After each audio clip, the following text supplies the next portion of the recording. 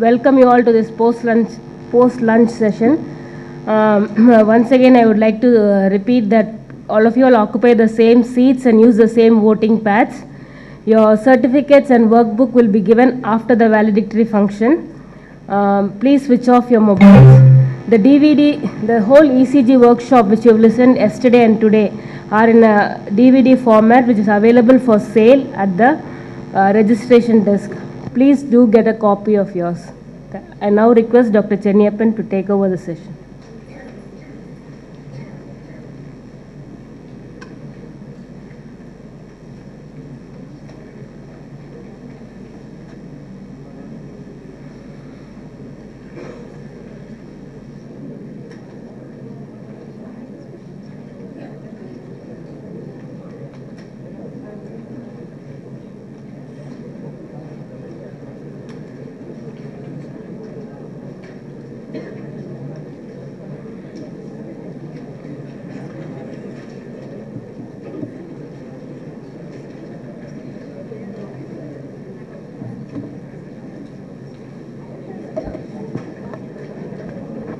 Light off.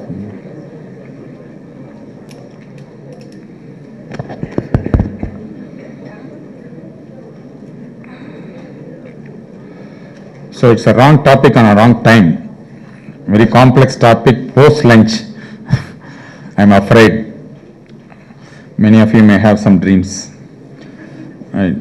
So tachycardia is the most complex topic, arrhythmias and differentiating certain tachycardias and so.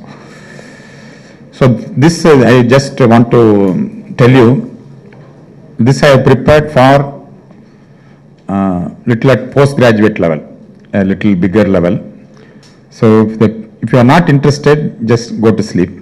And people who want to listen can listen the next level of tachycardic management, because people are keep on asking me, tell us the arrhythmias and so on.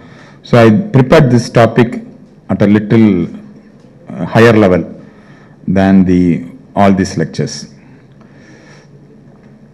So tachycardia definition is very simple. For example, up to 3 successive premature beats, you call it as a run. If you have more than 3 successive premature beats, it is a tachycardia. It's so simple. For example, up to 3, you call it as a run. For example, you have 6 or 7 successive premature beats which are coming without intervening sinus beat. It is tachycardia. So that is the definition of tachycardia. So if more than premature beats are coming in succession of more than 3 to 6, this is called tachycardia. They once again represent the increased irritability of the heart. As you can see, that regular rhythm is running now. 1 premature beat has come now. There is succession of premature beats without intervening sinus beat, isn't it? So there is a succession of premature beats more than 6. It is a tachycardia. So now we must understand why these tachycardias are produced. There are variety of mechanisms by which the tachycardias can come. Basically, they are differentiated into 2 main mechanisms of re-entry and increased automaticity. The re-entry and increased automaticity. In a re-entry mechanism, what happens is it is a single beat which is going through one pathway in one direction and one direction the other pathway, and come back to the same pathway again and start circuiting again. So this is called re-entry arrhythmia. It is a single beat which keep on circulating within a particular circuit. So this circuit may involve the AV node itself. For example, AV node itself, you have an anterograde circuit and a retrograde circuit. Anterograde circuit and retrograde circuit within the AV node itself. If the AV re-entry circuit is within the AV node, we call them as AV nodal re-entry tachycardia. It's called AVNRT, AV nodal re-entry tachycardia, where that re-entry circuit is in some people, the AV node is having 2 pathways, a slow pathway and a fast pathway. So the impulse comes through the slow pathway and go through a fast pathway and come back again and start circuiting. So this is called AV nodal re-entry tachycardia. Whereas when there is an accessory pathway, yesterday we saw about the pre-excitation syndromes, Kent, Meheim and James bundle. In them there is another pathway. So here what the re-entry circuit is through the normal conduction in one arm and the retrograde conduction or the anterograde conduction is through the accessory pathway here. So here, instead of AV node forming both anterograde and retrograde pathways, you have an anterograde pathway through the AV node and retrograde pathway through the accessory pathway, which is called orthodromic tachycardia. If the anterograde conduction is through the accessory pathway and retrograde conduction is through the normal pathway, we call them as antidromic tachycardia. So here, the re-entry circuit, one arm is formed by the normal pathway, other arm is formed by the accessory pathway. So here, we call them as atrioventricular reciprocating tachycardia. That's why it's called AVRT, the atrioventricular reciprocating tachycardia. So these are the two important re-entry tachycardias, AV nodal re-entry and atrioventricular reciprocating tachycardias. Whereas in automatic tachycardias, especially paroxysmal atrial tachycardias, it is a single focus in the atrium or a single focus in the ventricle which starts firing at a rapid rate. There is no re-entry circuit. It is a single focus, be it in the atrium or in the junction or in the ventricle, start firing at a rapid rate. This is called automatic. This is increase in automaticity, automatic tachycardia. Whereas for atrial flutter, people once again postulate a big re-entry circuit or a macro re-entry circuit in the atrium itself. So once again, an atrial flutter is a re-entry arrhythmia forming a big re-entry circuit in the atrium. So if the re-entry circuit is in the atrium, it is atrial flutter. Re-entry circuit is within the AV node, AV nodal re-entry tachycardia. If the re-entry circuit involves an accessory pathway, this is atrioventricular reciprocating tachycardia. If a single focus is firing rapidly, this is automatic tachycardia. So these are the mechanisms of many tachycardias. What is the importance of understanding whether the mechanism of an arrhythmia? It is not only the electrophysiological curiosity to know that whether the arrhythmia is caused by a re-entry mechanism or an automatic mechanism. So here, there is very important things. For example, if you give carotid sinus massage, the re-entry arrhythmias can completely abolished and it can come to the sinus rhythm, or there may not be any response at all. Whereas if you give carotid sinus massage, in automatic tachycardia, at the most it will increase the AV block and decrease the heart rate rather than restoring sinus rhythm. So most of automatic tachycardias, your carotid sinus massage will decrease the heart rate but not restore the sinus rhythm. Whereas re-entry tachycardias, it may restore the sinus rhythm or there is no effect. So for example, if you have a ventricular premature beats, once again it will reset the tachycardia, reduce the rate, whereas VPD can completely abolish re-entry tachycardia. And if you give drugs like verapamil, digoxin or beta blocker, they once again reduce the heart rate in automatic tachycardia, but the drugs will restore sinus rhythm, block the re-entry circuit in re-entry tachycardias. The important thing is, many times these automatic tachycardias like atrial tachycardias, most often automatic tachycardias occur in diseased hearts. Many of your re-entry tachycardias will occur in structurally normal hearts. That's why the prognosis is better here, prognosis is bad here. When you do a electrophysiological treatment like radiofrequency ablation, it is best for re-entry tachycardia. It is not so good for an automatic tachycardia. Difficult to get sinus rhythm in automatic tachycardia. It is easy to get sinus rhythm in re-entry tachycardia because you can abolish a re-entry circuit. So the diagnosis is easy in automatic tachycardia, but the treatment is difficult here. Whereas the diagnosis of whether the re-entry circuit is AV nodal re-entry or a reciprocating re-entry is difficult. You have to look for carefully the ECG, and the mechanism to identify the mechanism of re-entry mechanism is difficult here. So that's why just one point I want you to remember is automatic tachycardias most often in diseased hearts, re-entry mechanism is most often normal hearts, and many drugs and carotid sinus massage will restore sinus rhythm here. Many drugs and carotid sinus massage will only increase the AV nodal refractoriness and increase the AV block and decrease the heart rate rather than restoring sinus rhythm in automatic tachycardias. So this is the difference between the mechanisms of tachycardia, automaticity versus re-entry. So now we classify these tachycardias once again into two things. Basic classification is narrow QRS complex tachycardias and wide QRS complex tachycardia. So once you decide it's a tachycardia, look at the QRS duration.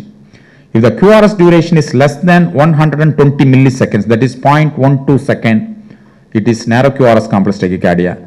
If the QRS width is more than 0.12 second or 120 milliseconds, it is called wide QRS complex tachycardia. The common examples of narrow QRS complex tachycardias are sinus tachycardia, atrial tachycardia, atrial flutter and atrial fibrillation, and junctional tachycardias, which can be AV nodal re-entry or AV reciprocating tachycardias. Whereas most often wide QRS complex tachycardias can be ventricular tachycardias, but not all wide QRS complex tachycardias are ventricular tachycardias. So this is the differentiation between supraventricular and ventricular tachycardia. So first, the narrow QRS versus wide QRS by just looking at the QRS duration, whether it is narrow QRS or a wide QRS. So 0.12 second is the cutoff point to decide narrow QRS versus the wide QRS. Once you decide it is narrow QRS complex tachycardia because of the QRS less than 0.12 second, the second point to decide whether it's a irregular narrow QRS complex tachycardia or an irregular narrow QRS complex tachycardia. Whether the RR interval is regular means throughout the ECG your RR interval remain constant. Throughout the ECG, the RR interval, for example, you plot the RR interval, let us say 1.5 squares is the RR interval. Throughout the ECG, the RR interval will be 1.5 squares. Whereas irregular tachycardia, one RR interval is 1 square, one RR interval is 2 squares, one is 3 squares, like that. So that is the irregular narrow QRS complex tachycardia. Common examples of regular narrow QRS complex tachycardias are the sinus tachycardia, AV nodal re-entry, atrioventricular reciprocating, atrial flutter with constant conduction, and atrial tachycardias are the common examples of regular narrow QRS complex tachycardia. The only two examples for the irregular narrow QRS complex tachycardia will be atrial fibrillation. Commonest cause of irregular narrow QRS complex tachycardia is atrial fibrillation. Then rarely you can have varying conduction atrial flutter or the multifocal atrial tachycardia. It's a very rare arrhythmia, but it's an irregular narrow QRS complex tachycardia. But common, 85 to 90% of times, your irregular narrow QRS complex tachycardia is atrial fibrillation. So these are the 5 types of narrow QRS regular and 2 types of narrow QRS complex irregular tachycardia. So as you can see it here, first important things to decide, it is a tachycardia. What is the rate here? What is the rate here? 1. How much squares? 150. Wrong. Why? Where is the speed? Where is the speed given? So without speed, don't diagnose heart rate. Right? Where is the speed here? So you must ask me what is the speed. So the speed is 25 milliseconds. This is more than 100 per minute. So tachycardia is narrow QRS complex. It is less than 120 milliseconds. The RR interval is completely regular throughout the ECG. So this is an example of narrow QRS complex regular tachycardia. It can be a sinus, it can be atrial, it can be AV nodal re-entry or reciprocating tachycardia. So this is a sinus tachycardia because you have the normal sinus rhythm. See, for example, it satisfies all the criteria of sinus rhythm. How many criteria, how many points are there in criteria? 6 points. The P wave is upright in L1, inverted in AVR, constant PP cycle, constant RR cycle, P wave configuration is normal. Everything is for sinus rhythm, but rate alone more than 100 per minute. All the criteria of sinus rhythm is fulfilled, but the rate is more than 100 per minute is sinus tachycardia. Sinus tachycardia is always the most difficult arrhythmia in the world. The most difficult arrhythmia in the world is not ventricular fibrillation. It is not ventricular tachycardia. It is sinus tachycardia. Because many times sinus tachycardia is secondary to something else, and you should not treat sinus tachycardia per se, but you must treat what is causing sinus tachycardia. Finding out what is causing sinus tachycardia is the most difficult one. Whereas when you have a ventricular tachycardia, ventricular, no treatment. You give a shock, you give a lignocaine, finished. Whereas sinus tachycardia is not like that. You cannot just give a verapamil or beta blocker when the heart rate is fast. It may be due to anemia and anxiety, B for bronchial asthma, C for heart failure, D for many drugs can, sympathomimetic drugs can cause sinus tachycardia, exercise and emotion, fever, goiter, hypoxia, hypotension, and also iatrogenically, all these things can cause sinus tachycardia. So whenever there is a sinus tachycardia, I am always afraid of sinus tachycardia.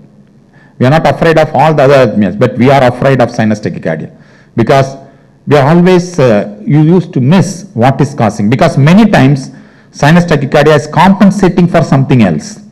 It is compensating for something else. So you go and straight away suppress sinus tachycardia, which is a compensatory mechanism. You will end up with the trouble rather than the treatment. So these are the causes of sinus tachycardia. Most difficult arrhythmia. Most difficult arrhythmia in the world is sinus tachycardia, because you have to find the cause and treat it rather than the tachycardia per se treatment. So once you decide it is a narrow QRS complex tachycardia, what is your inference? That means the tachycardia focus is above the ventricle. Just like we told it for premature beat, the two premature beats like junction and the atrium had a narrow QRS complex because they were traveling the same pathway as the sinus beat was traveling. So similarly, a tachycardia arising from a supraventricular focus like a junction or the atrium is going to travel the same pathway as the sinus beat. So these two tachycardias will have a narrow QRS complex tachycardia. So whenever you have a narrow QRS complex tachycardia, the focus of origin is supraventricular focus and your beat is traveling through the normal pathway. So once you decide it's a supraventricular pathway, once again then you have to decide whether it is arising from the atrium, whether it is arising from the junction, isn't it? Just like we did it for our premature beat, whether it's atrial premature beat or a junctional premature beat. How did we decide whether it's atrial premature beat or junctional premature beat? We saw the P wave in front of the QRS. The same rule you apply. When you have a narrow QRS complex tachycardia, see carefully in front of each one of your QRS tachycardic beat whether there is an abnormal P wave or not. If there is an abnormal P wave is preceding each one of your QRS complex tachycardia, it is atrial tachycardia. If no P waves is preceding in front of the narrow QRS complex tachycardia, it is junctional tachycardia. Same rule. We applied for premature beat, you apply. So it can be atrial tachycardia or a junctional tachycardia. If there is no P preceding the QRS complex, it is junctional tachycardia. It is a commonest form and this is the most common arrhythmia in normal hearts. So there are two types of junctional tachycardias. As I told you, two types of re-entry tachycardias. One is AV nodal re-entry, another is this atrioventricular reciprocating tachycardia. So these two tachycardias are the junction, involves the junction, either in the re-entry circuit in the anterograde manner or in the retrograde manner. They involve the junction as one arm of re-entry circuit.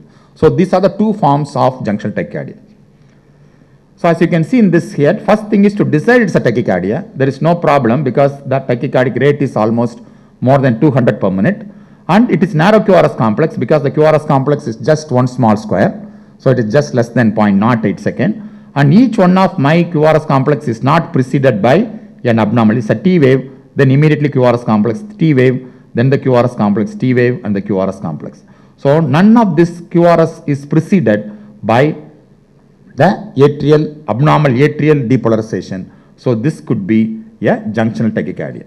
Once you decide it's a junctional tachycardia, then you have to decide 95% of your junctional tachycardias are re-entry mechanism.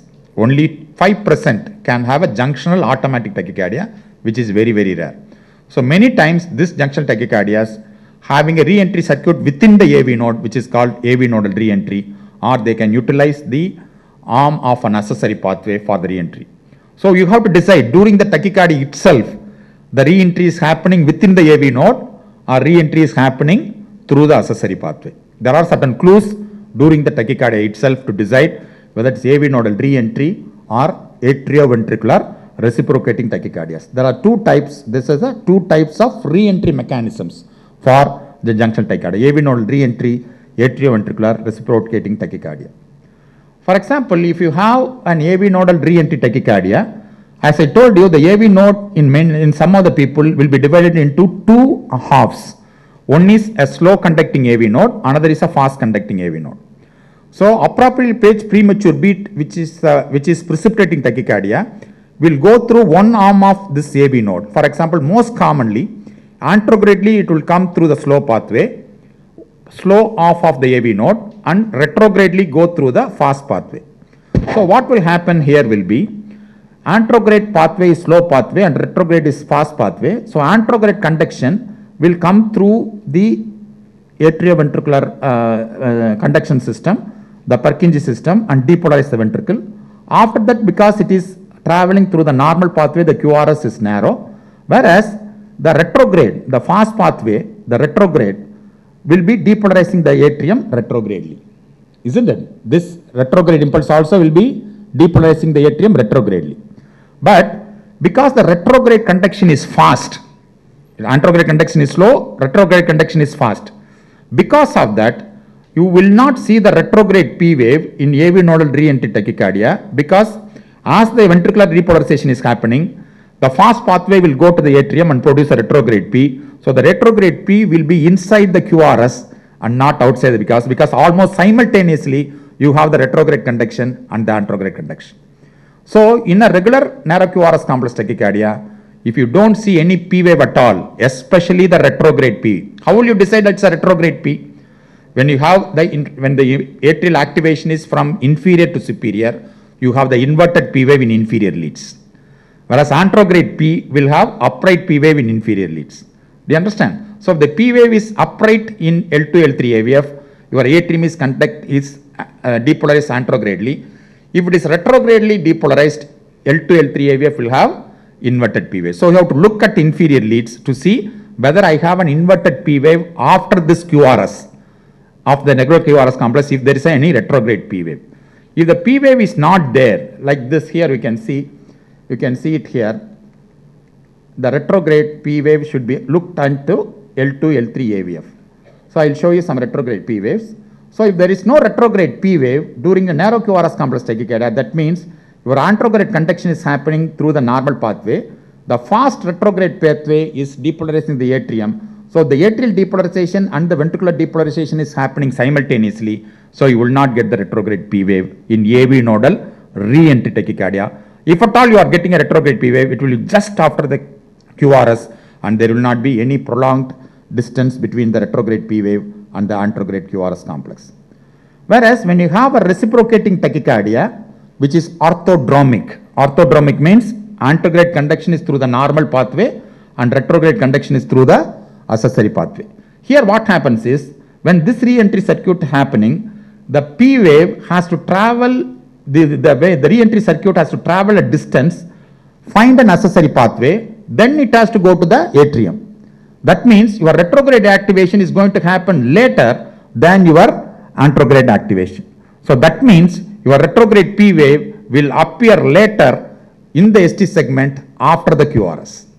So when you have a P wave, retrograde P wave appearing in the ST segment of the QRS, you imagine that the retrograde atrial activation is occurring later than the anterograde activation. Why it is happening is because this retrograde circuit has to go and find an accessory pathway to go to the atrium. Unlike in AV node, where it is the same circuit, fast pathway was reaching the atrium fast and producing the simultaneous retrograde atrial and anterograde activation. Here, because it takes a long time for the retrograde activation, you will find an inverted P wave inside the ST segment. So as you can see, this is the mechanism. For example, AV nodal re-entry tachycardia, anterograde conduction is through the slow pathway and retrograde conduction is through fast pathway. So a retrograde P wave simultaneously occur inside the QRS complex. So during the episode of tachycardia, you will never find a retrograde P wave because it is simultaneously happening. Whereas when you have a reciprocating tachycardia, which is involving the re-entry circuit through the unnecessary pathway, it has to travel at a distance to find an accessory pathway. So a retrograde P wave comes out of the QRS and it is usually in the ST segment as the retrograde P wave, indicating your retrograde P wave takes long time than the anterograde QRS complex. So whenever you find this retrograde P wave little later than the QRS complex in the ST segment, you know the mechanism is involving the accessory pathway. And if you don't get that P wave inside the P wave at all, retrograde P wave at all during the QRS, you know this is due to AV nodal re-entry tachycardia. So look at this ECG here. Once again, it's a narrow QRS complex, isn't it? Narrow QRS complex. Can you able to identify that? So first is a tachycardia. Second is a narrow QRS complex tachycardia. Third is a regular narrow QRS complex tachycardia. So when you have a narrow QRS regular complex tachycardia, then it is atrial tachycardia or a junctional tachycardia. Is there a P wave in front? Is there any P wave in front? No P wave in front. So this is junctional tachycardia. Once it is a junctional tachycardia, it is a nodal re-entry or atrioventricular reciprocating. For that you have to look for the P wave, retrograde P wave after the QRS, right? So look at the inferior leads. Inferior leads after the QRS. Is there a P wave? Is there any? The P wave, retrograde P wave will be appear as some distortion in the ST segment. The ST segment will be distorted if there is a retrograde P wave. You can see the clear-cut ST segments here. There is absolutely no distortion of the ST segment after the QRS. That means there is no retrograde P wave coming after the QRS here, which means retrograde atrial activation and anterograde ventricular activation is happening simultaneously. That means it is a AV nodal re-entry tachycardia. Is that clear? It's too much? Right? Right.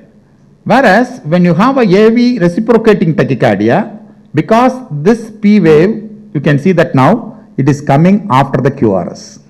The retrograde P wave, now you see that inferior leads L2 and AVF, because the retrograde activation is later, you can see nicely here, after the L2, you can see that you have the retrograde P wave, which appear much later than the QRS. So during the narrow QRS complex tachycardia, if you have a significant retrograde P wave in the ST segment, you know this re-entry circuit involves the accessory pathway. So this is the important differentiation in junctional tachycardia. So you can see it here, the ST segment. It's beautifully shown without retrograde P wave. Whereas here you see in the ST segment the nice retrograde P wave. So this nice retrograde P wave here, you can see nicely here, the distortion of the ST segment by the retrograde P wave in the ST segment tells you that the retrograde atrial activation is later than your anterograde ventricular activation. So that means it is AV nodal reciprocating tachycardia. So this is how we differentiate a junctional tachycardia from re-entry mechanism of the AV node versus an accessory pathway. So once again you can see it here, the retrograde P waves here. You can see that after the QRS there is a retrograde P wave. So whenever you find this retrograde P wave, you know it is a reciprocating tachycardia. What is the importance? So whenever there is a AV nodal re-entry tachycardia, all the drugs we commonly use like verapamil, diltiazem, adenosine will restore sinus rhythm more than 95% of times. More than 95% of times.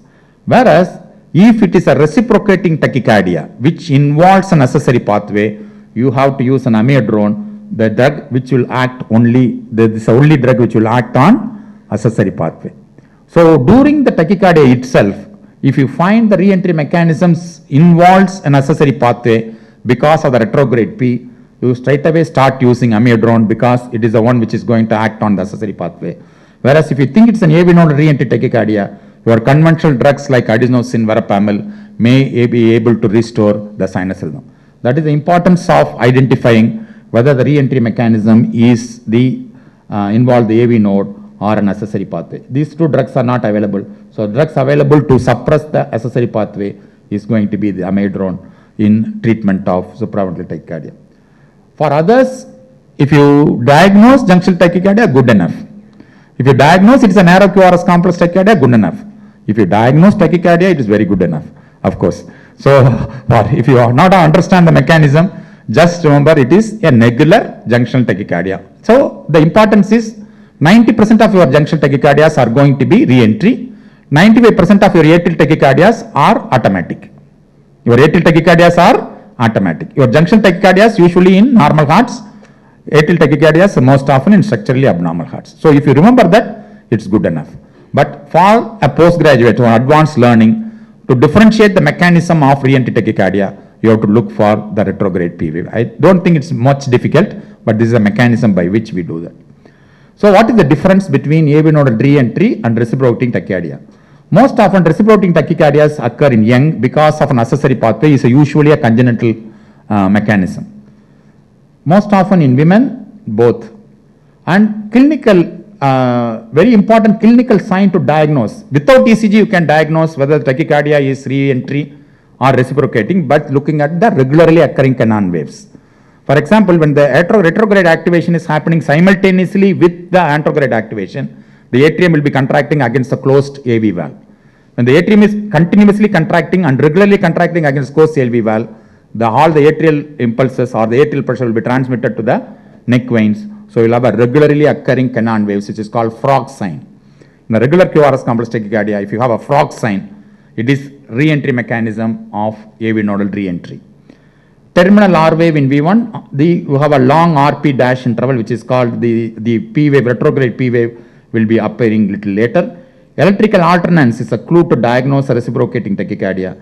When come to the sinus rhythm, you will find a basic pre-excitation WPW syndrome complex in reciprocating tachycardia. So the important thing is also good to go in for the history of syncope and family history in reciprocity. Most often these occur in families, so the family history is very important. So this is the difference between AV nodal re-entry and reciprocating. So if you are able to identify these two things, it's good. But otherwise, if you identify it's a junctional tachycardia and regular narrow QRS complex tachycardia, good enough. Then we come to the next tachycardia. We have seen a reciprocating tachycardia, re-entry tachycardias of junctional variety here. Now this is once again a supraventral tachycardia here. Here a single atrial focus other than the sinus node is continuously firing at a rapid rate. So this is your atrial tachycardia. So atrial tachycardia is once again easy to diagnose. First is tachycardia. Second is to see whether the tachycardic QRS complex is less than 120 milliseconds to establish it is narrow QRS complex tachycardia. Then it is regular. Then see whether the P wave is preceding each one of your QRS complex. Preceding, not following. If the retrograde P wave follows, it is reciprocating. If a P wave precedes the QRS complex, an abnormal P wave precedes the QRS complex, it is atrial tachycardia. So as you can see it here, once again a tachycardia here recurring at the rate of around 120 or 30. We can see that here. Each one of your narrow QRS complex tachycardic beat is preceded by what? You see so much big abnormal P waves. So each one of your QRS complex is preceded by a big abnormal P wave. So this is called atrial tachycardia. So this is called atrial tachycardia. So here, because I told you the atrial tachycardias are most often occur in diseased heart, they will not be amenable to restoration of sinus rhythm by your verapamil, diltiazem and adenosine. So like that. So that's why they are refractory to all our conventional antiarrhythmic drugs. So the narrow QRS complex tachycardias, regular tachycardias, narrow QRS complex regular tachycardias. So if you find the P wave retrogradely, what is retrograde P wave? The negative P wave in L2, L3 AVF, which is within the QRS, it is AV nodal re-entry tachycardia. In the ST segment, it is AV nodal reciprocating tachycardia. The important clue is electrical alternance and also the family history here. The frog sign here, clinical frog sign is here. Whereas, if the P wave is found anterogradely and a positive P wave in L2, L3 AVF and each one of your QRS is preceded by the QRS by the P wave, abnormal P wave, it is atrial tachycardia, and this atrial tachycardia is automatic mechanism and most often occurs in structural heart disease. Now, having seen the two important areas of narrow QRS complex tachycardia, we go to the next level of the atrial tachycardia. For example, if the atrial tachycardia, in this atrial tachycardia, the heart rate is hardly 150 per minute. Because of that, you see two separate P waves well differentiated or well away from one another. Let us imagine that the P wave rate in atrial tachycardia is 300. Let us see the atrium is firing, a single focus is firing, or a big re-entry circuit is going on at a 300 per minute. Then what you will have is, you will have a successive P waves. Once the P wave is ending, next P wave will come. Next P wave is come. So without any gap between the two adjacent P waves, the P waves will be happening very rapidly. So this is called atrial flutter.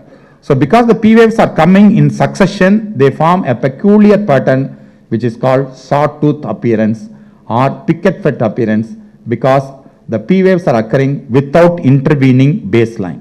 So what happens is, in a re-entry circuit here, the big re-entry circuit in atrial flutter going on at the rate of 300 per minute.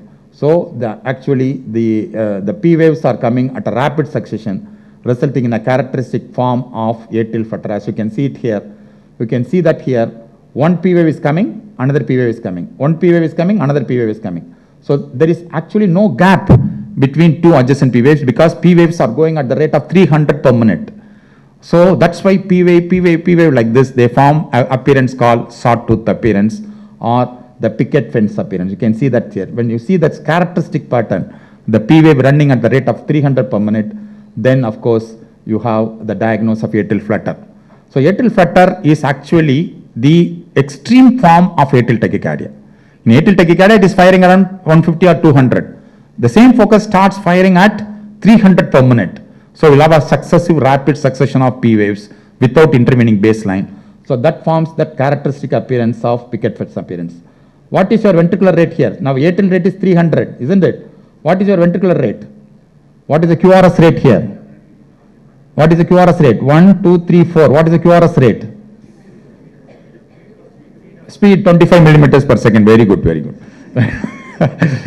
Right. What is the 25 millimeters per second? So what is the rate?